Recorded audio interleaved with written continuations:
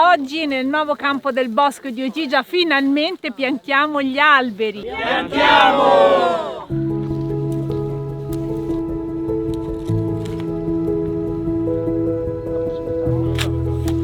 Ne abbiamo due.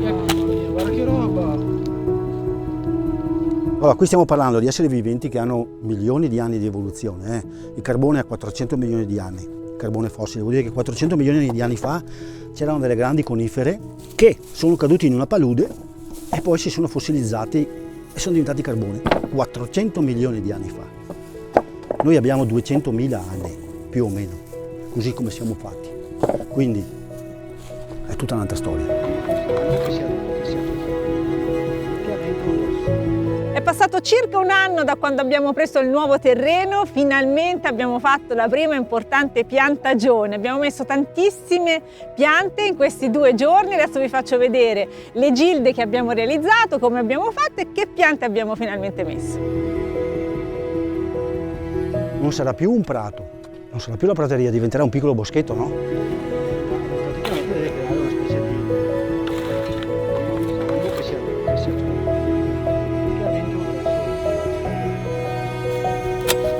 noi abbiamo fatto una buca, onde evitare che la buca sia un secchio, specialmente in zone dove c'è tanta argilla. È come piantare una pianta in un secchio d'acqua, perché l'acqua a livello superficiale casca dentro qui e poi mi resta ferma e avrò una situazione di ristagno. Era un eccesso di umidità che, se sono piante erbacee o particolarmente soggette, mi crea quello che si chiama marciume del colletto. Quindi noi dobbiamo evitare questo. Quindi è per quello che è importante che l'acqua in qualche modo sgrondi, vada giù o vada fuori. E non faccio una buca così, ma faccio una buca così.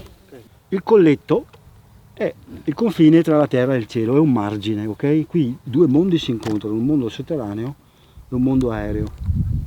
Qui c'è più aria, qui c'è meno aria, più acqua, più umidità, meno acqua, meno umidità perché è più ventilato. Quindi la vita che si sviluppa sopra il colletto è di un certo tipo, la vita che si sviluppa sotto il colletto è di un altro tipo. Il colletto va mantenuto.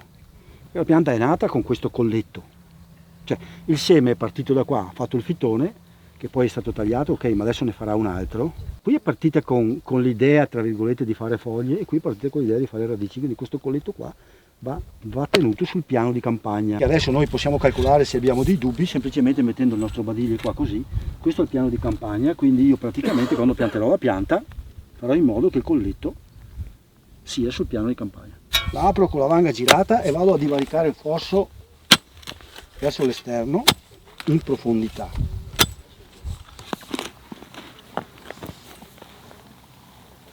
Ho una prova, vedete? È troppo fonda, ma va bene perché poi io la alzo. È importante che ci sia un po' di terra mossa anche sotto. Vado a muoverla ulteriormente e la terra di risulta, quella che diciamo ho mosso con l'ultimo movimento, la lascio al centro, un po' a montagna. Nel momento in cui io l'ho appoggiata sopra mi dà quel sostegno, ma le radici, oltre che ad allargarsi così, hanno anche l'invito ad andare in profondità perché c'è lo spazio per andare. Fondamentale metterlo non puro tal quale attorno al buco, ma metterlo e mescolarlo alla terra con la quale che ho tolto, con la quale andrò a riempire, perché così lui si mette tra le zolle che non andranno più a riattaccarsi, soprattutto in situazioni di terra argillosa, ma resterà sempre quella dimensione di interstizi per cui le radici vanno meglio ad esplorare gli spazi tra le zolle. Ogni verdura, ogni frutto ha il paragone biologico o non biologico. Nel biologico verranno fuori frattali, cattedrali gotiche, verrà fuori di tutto. Nel convenzionale viene fuori un caos, cioè proprio caos. Caos perché praticamente il messaggio che si dà nel convenzionale con la concimazione chimica sì, diventa grande, però è un caos. Non c'è armonia, è come se tu suonassi una tastiera del pianoforte.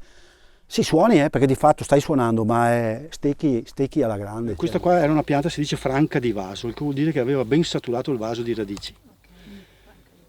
Situazioni in cui le radici sono tanto ingarbugliate, ma comunque in genere, vedete qua si fa proprio un'operazione di taglio delle radici. Tanto sono quelle superficiali. Se sono radici grosse, certe volte c'è proprio uno strato compatto, allora si va anche di piccone. Allora, se io la metto così verso il sole, continuerà a svilupparsi come si è sviluppata fino a si è sviluppata adesso. Se la metto così incentivo il ricaccio dalla parte di là. Se la metto vicino a un altro arbusto che so che comunque mi andranno a toccarsi e faranno autopotatura, posso tranquillamente mettere da parte la bandiera verso l'arbusto che andrò ad accoppiare, perché tanto prima o poi i rami se li elimina da solo. Vedete che siete sul piano di campagna, mi gli mettete un po' di questo qua e andate a pressare un attimo la terra. Si pianta, ormai queste qua la faccio io così, vedete, si pianta così, si pesta. Invece di piantare degli alberi da soli abbiamo deciso di fare delle gilde. Siamo partiti dal terreno incolto, diciamo così, e abbiamo fatto a leggera lavorazione con una motozappa che non lascia suola di lavorazione. Poi su questo terreno semi preparato abbiamo cominciato a scegliere le posizioni per ogni albero e poi ogni arbusto e poi anche per ogni cespugno. Tante piante. Qui abbiamo messo al centro un pero, è un pero selvatico tra l'altro, nato da seme, una bella piantina che potremo innestare più avanti.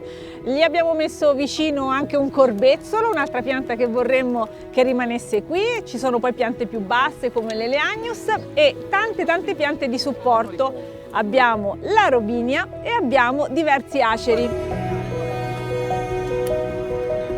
Ma sappiamo che comunque abbiamo creato un contesto dove c'è una situazione di mutuo soccorso, collaborazione e si attua quel meccanismo di sintropia, no? Concentrazione di energia che contrasta la naturale tendenza dissipativa. La sintropia invece è una tendenza contraria nei sistemi organici, per cui si concentra l'energia in un punto in modo da ottenere delle relazioni utili. Abbiamo messo tanti alberi insieme perché possano supportarsi tra di loro. Alcuni sono destinati a rimanere nel nostro sistema, altri li poteremo spesso. Questa è un'operazione importante che aiuta anche gli altri alberi a crescere. Serve a mantenere giovane il sistema. Infatti una pianta che ha necessità di rigenerare sempre le sue parti manda un messaggio al suolo di vivificazione, incoraggia i microrganismi a lavorare e questo fa bene a tutto il sistema. Il disturbo crea questo meccanismo.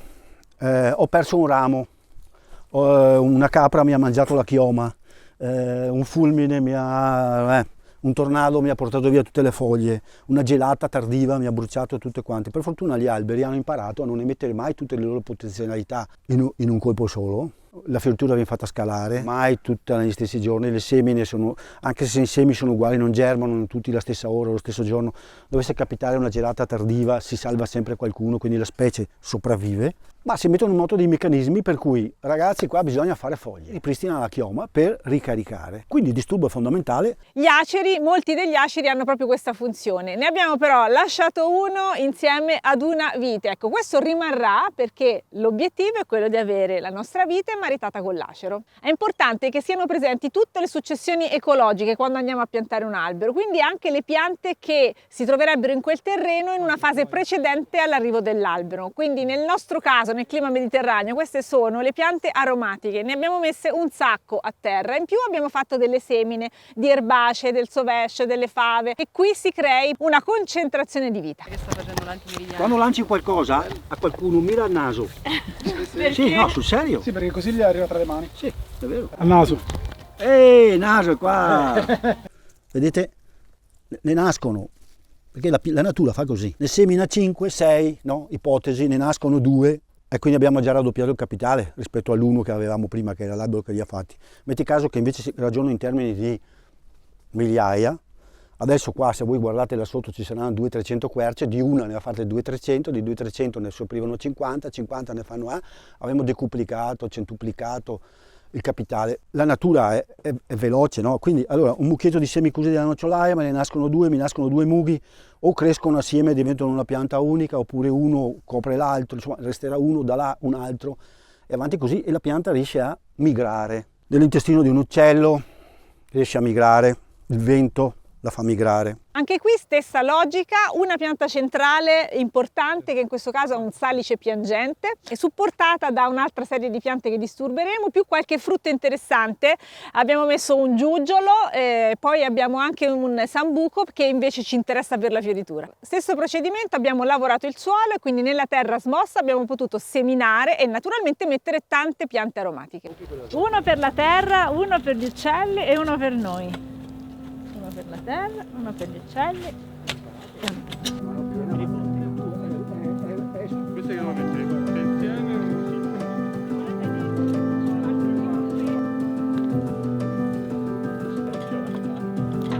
Qui invece abbiamo una gilda più piccola con una pianta focus che è il fico. Vi faccio notare che tra le piante di supporto abbiamo messo il lontano, perché qui siamo in una zona umida, siamo su un fondovalle, quindi questa è una pianta che gradisce l'umidità ma ci aiuta anche a bonificare la zona. Avendo lavorato su sodo non abbiamo fatto grandi semine, abbiamo sempre messo qualche piantina di supporto, come per esempio questa acacia piena di spine che sicuramente crescerà forte. Questi recinti non sono bellissimi, ma li abbiamo dovuti mettere per gli animali selvatici. Lavoro aggiuntivo, purtroppo ci vuole anche un recinto, perché qui siamo in piena campagna, ci sono un sacco di animali selvatici e proviamo a difendere le nostre piantine. L'ultimo passaggio importante è sempre la pacciamatura, la stiamo mettendo un po' in tutto lo spazio, però soprattutto sotto agli alberi, meno nel campo, perché abbiamo fatto le semine del sovescio e delle fave, quindi le piantine devono ancora spuntare. Visto che c'eravamo, abbiamo messo anche qualche seme in più, quello degli alberi da frutto. Magari parte qualche albero da seme che poi diventa il migliore, lo innestiamo, è il più resistente, il più duraturo come pianta produttiva per la frutta. Dovevamo fare una giornata di piantagioni, ma ne abbiamo fatte 2 grazie ad alcuni amici che sono rimasti ad aiutarci, così abbiamo fatto la quarta gilda, ancora più bella perché ha, diciamo, un po' di tocchi estetici al suo interno. Qui abbiamo come pianta centrale, che ci interessa tantissimo, un bel pesco, poi abbiamo messo altri alberi da frutto e ci sono anche delle piante di rovo senza spine, quindi per avere le more. Anche qui le piante sono tante, sono vicine, ci sono tutte le aromatiche, abbiamo fatto le semine, abbiamo messo anche un po' di semi di piante spontanee perché ci piacerebbe arricchire la biodiversità del luogo. Si vedono bene i semi della lunaria. Alla fine abbiamo avuto il tempo anche per una siepe viva. Abbiamo fatto un'ulteriore piantagione molto interessante che vi consigliamo di copiare. Abbiamo utilizzato tantissimi alberelli di acero, piccoli alberi nati da seme, non sono difficili da riprodurre, e li abbiamo piantati uno vicino all'altro, una ventina di centimetri, poi intrecciati. Crescendo si formerà una siepe abbastanza fitta da tenere fuori gli animali, quindi qui potremo fare tranquillamente il nostro orto. Sarà anche molto bella, funzionerà da frangivento, potrà servire come supporto per i rampicanti, insomma un tocco che ci è piaciuto tantissimo e che vi invitiamo a copiare se volete. Di quelle comunità di monaci che hanno creato una rete di comunicazione c'erano dei codici ben precisi di cosa prelevare dalla natura e di cosa lasciare o cosa tornare alla natura se prelevavi. Cioè preleviamo 100 alberi, piantiamo 100 alberi. Preleviamo in misura sostenibile e non tutto, perché anche per gli esseri viventi c'era questa forma di dire ok, noi ci siamo creature, abbiamo tra virgolette il diritto e anche il bisogno di prelevare, ma non preleviamo tutto perché anche per gli altri ce ne deve essere.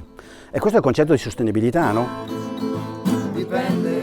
Io e Filippo tutto questo in 2 giorni non saremmo mai riusciti a farlo, ci avremmo impiegato probabilmente 2 anni, direi così, quindi veramente grazie a tutti, a partire da Ivan che è stata la nostra guida, è stata una grandissima energia e una grandissima esperienza che ci ha servito anche questa volta di imparare tanto. Grazie a tutti gli amici che sono venuti proprio direttamente qui a trovarci e ad aiutarci, ci hanno portato anche tante piante. Grazie a tutti, ci vediamo al prossimo video, ciao! Ciao! Che bello questo suolo, specialmente ben coperto, per evitare che senta merda, ci bruci la merenda.